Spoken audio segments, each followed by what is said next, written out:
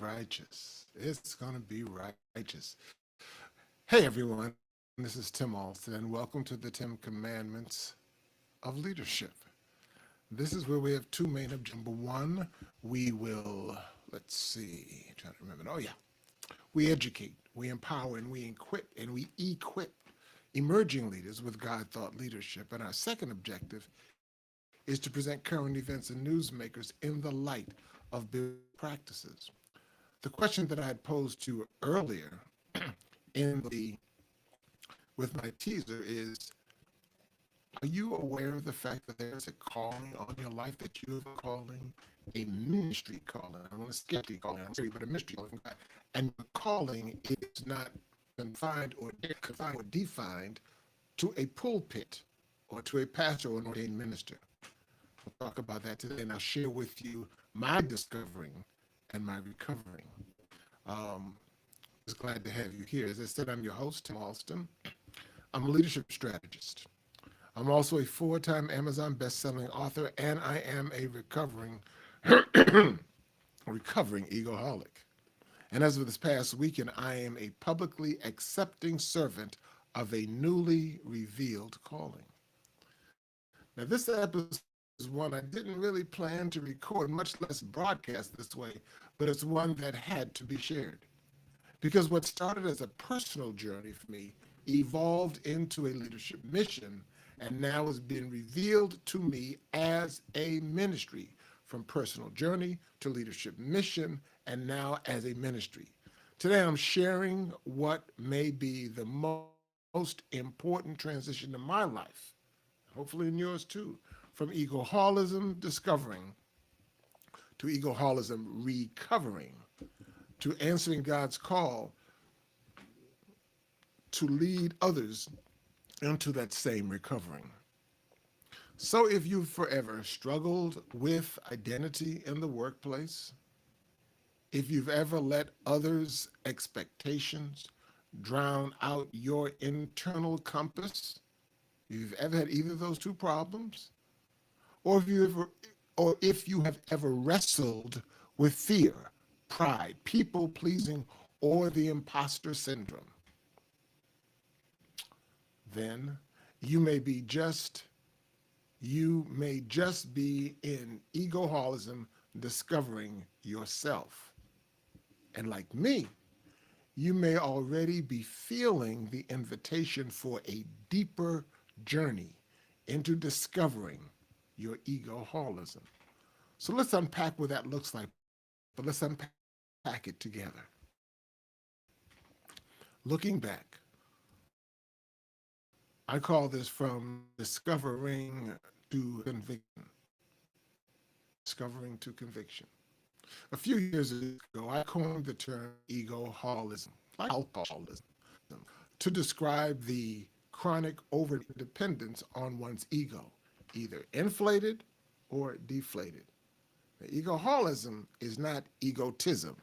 It's not arrogance alone, but the full spectrum of ego imbalance. Some days, for example, I was the loudest person in the room, which was masking my insecurity. On other days, I was the quietest person in the room, shrinking to stay safe. It took years of journaling, scripture, suffering, counseling, and yes, even writing books to finally realize one main thing. My ego wasn't my enemy. My excessive ego was. Let me say that again. My ego was not my enemy. My excessive ego was. Just like alcoholics drink to numb pain, we egoholics inflate or deflate our egos to avoid being seen, known, or hurt. I first discovered egoholism as a pattern in my own life. I then taught about it to help others. But over this past weekend, I surrendered to it as a calling. What is a calling? Or more importantly, what are the four characteristics of a calling? according to Michael Novak, who's an author that I thoroughly have enjoyed, he recently passed, but business as a calling, business as a calling. And in that, he described a calling as having four main characteristics. Number one, think about this as it relates to yourself. A calling is unique to each individual. Everybody has its own calling, like snowflakes, your own calling, not your neighbor's, but your calling. Number two, a calling requires certain preconditions. It requires more than desire. It actually requires talent. Okay? Number three, a calling, a true calling, reveals its presence by the enjoyment and sense of renewed energy its practice yields.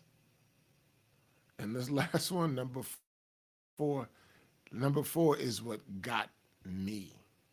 Number four, callings are not easy to discover. Frequently, many false paths are taken before the satisfying path is at last discovered. Experiments, painful setbacks, false hopes, discernment, prayer, and much patience are required before that light goes on. If you want to get a copy of this, I'm glad to send it to you. Email me at info@timalston.com. This past weekend, May 31st to June 1st, 2025, I experienced something deeper than a breakthrough. It wasn't a breakthrough, it was a break open. No breakthrough, break open. Through prayer, rest, reflection, and revisiting the moments that shaped my life, from pulpit and politics to podiums and podcasts